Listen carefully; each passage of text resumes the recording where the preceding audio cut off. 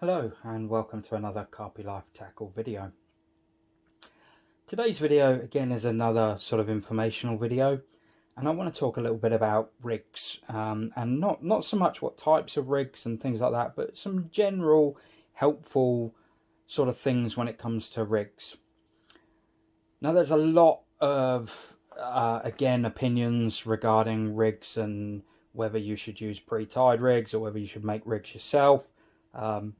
My opinion on that is, if you're comfortable and enjoy making rigs yourself, then make rigs yourself.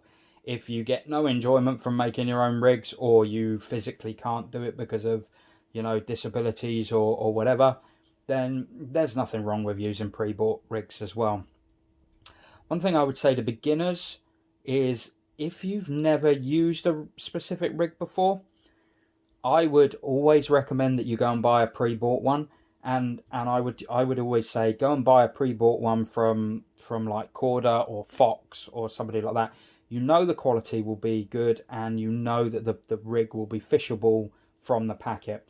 Now I have some Korda rigs in front of me here, and the reason why I say this for a new angler is, yes, there are lots of instructional videos on YouTube and things like that.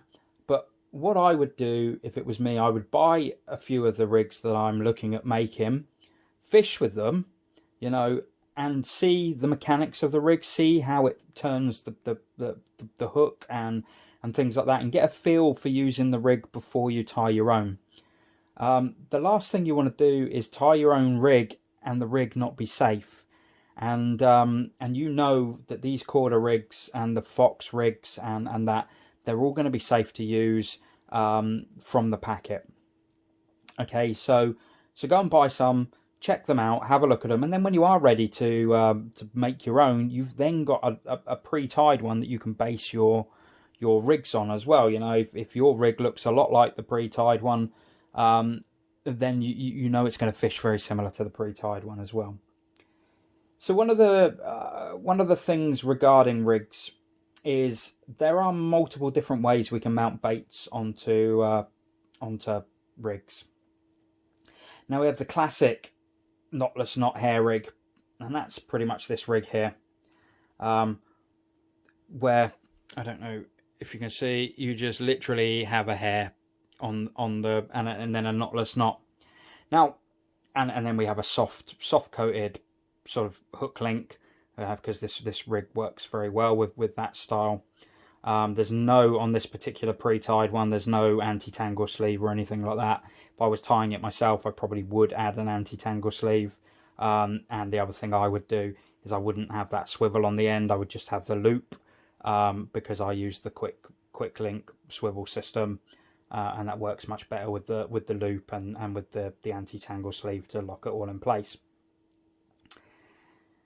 Now, one of the things about pre-tied rigs, and again, whether you're tying them yourself or whether you're buying them, if you have a rig like this, this is only really suitable for a single pop-up, basically, a single bait.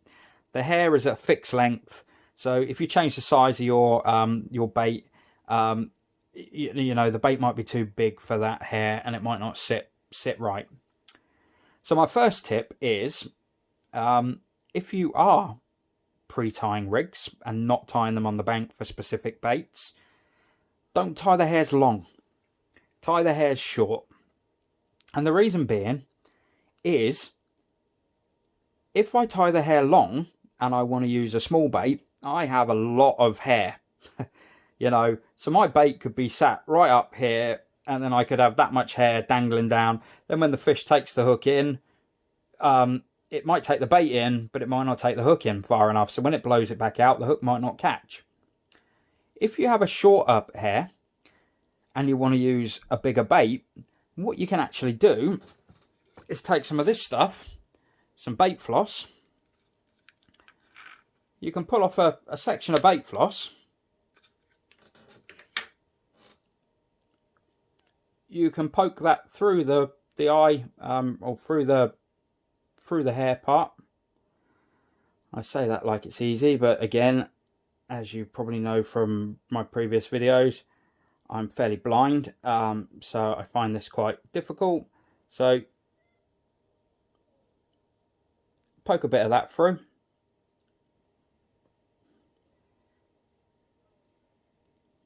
Double it up.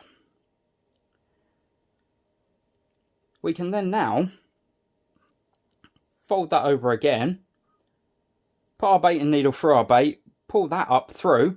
If we want to fish 2 or even 3 boilies, or a boilie and a pellet, or whatever, we can pull that through. We can sit it exactly where we want on that hair, pull the floss through, and then blob it back down, and that way we've got, you know, the perfect size hair for our bait.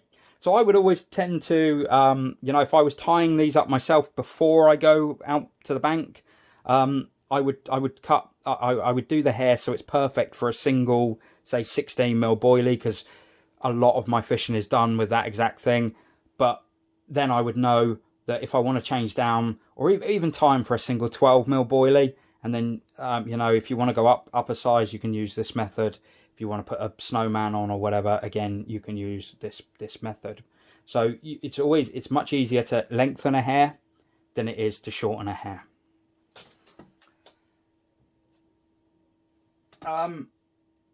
These other ones are just variations of knotless knot hair rigs. Some of them have got tubing on to create a blowback style.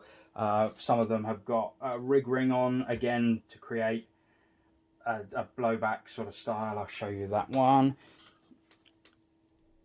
As you can see, the hair, it moves the hair down the shaft of the hook, so that when the bait is sat up, whether you're using this as a pop-up or a thing, you get a more aggressive sort of hook.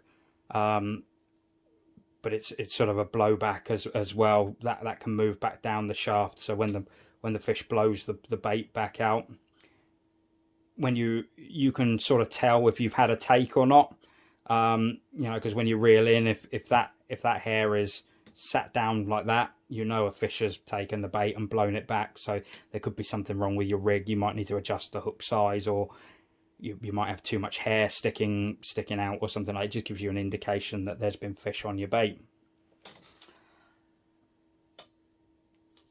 So a hair is our first sort of way of mounting a bait on the rig. The second way is using a rig ring on a D sort of style, like this multi-rig here. Okay, and for this, again, you have the ultimate in adaptability, because you're using bait floss on a rig ring, you can put whatever size bait on you want. It sort of makes it a lot easier for you to change baits, and that is the perfect thing with a multi-rig. The multi-rig is designed, and this is actually one I've tied up myself, the multi-rig is designed to be a multi-purpose rig. This rig can be fished as a pop-up, it can be fished as a bottom bait.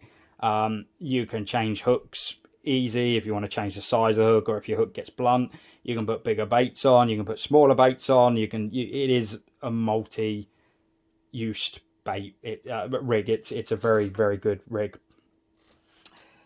The other way is this is a spinner rig or a Ronnie rig, whatever you want to call it.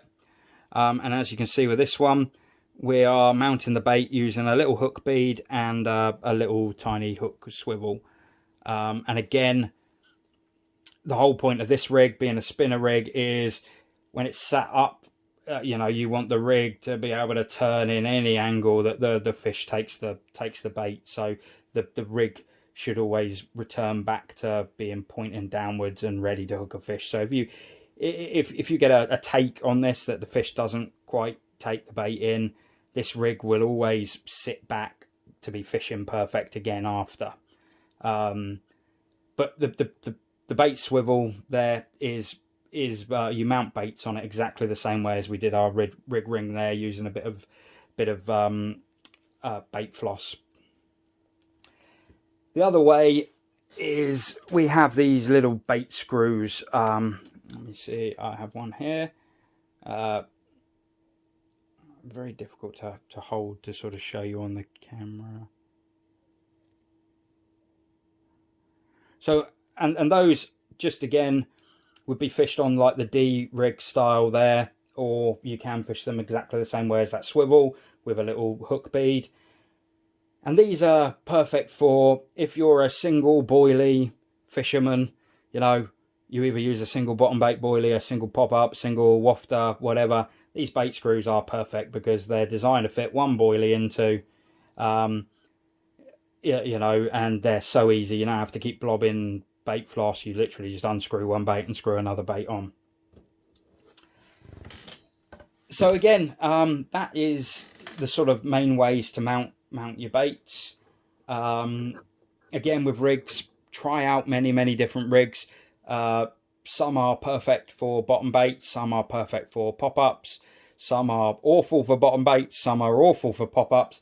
For instance, our spinner rig there, not very good for bottom baits, very good for pop-ups. Our knotless knot hair rigs, again, they're very good for bottom baits. They're okay for pop-ups. And then our sort of multi-rig there is good for bottom baits, good for pop-ups. But yeah, experiment with your rigs. Again, for more information on individual rigs, go onto YouTube and see how you tie them. Again, don't be afraid to buy ready tied rigs if you want to test them out, if you want to see how they're tied. There's nothing wrong with them nowadays. I would 100% trust a pre-tied rig over my own rigs nowadays with my eyes and hands. You know, the guys at Korda can definitely tie a rig better than I can. So so yeah, that's just a bit of a long video, but yeah, just a few little tips and tricks that I use. Thank you very much.